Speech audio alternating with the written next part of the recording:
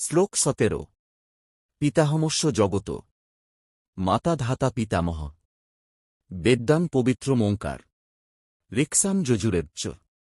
বাংলা অর্থ আমি এই জগতের পিতা, মাতা, ধারক এবং পিতামহ। আমি জ্ঞাতব্য, পবিত্র ও ধনী, এবং ঋক্, সাম ও যজুর্বেদ।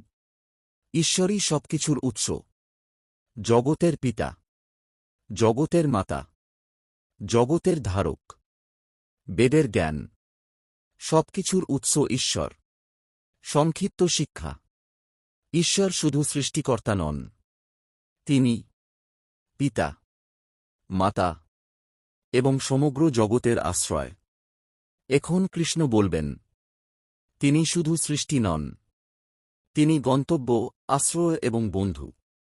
শ্লোক ১৮ গতির্ভর্তা প্রভু সাক্ষী নিবাস শরণং সুহৃৎ প্রভব প্রলয় স্থানং নিধানং বীজমোবয়ম।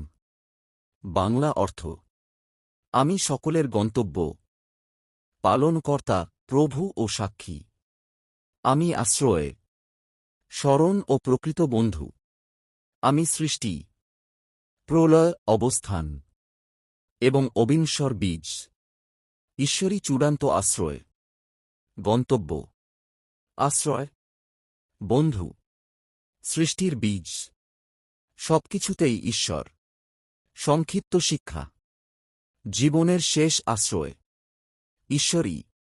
তিনি শুধু সৃষ্টিকর্তা নন, তিনি সত্যিকারের বন্ধু ও রক্ষক। এখন কৃষ্ণ বলবেন, তিনি সূর্যের তাপ দেন, বৃষ্টি দেন এবং জীবন ধারণ করান।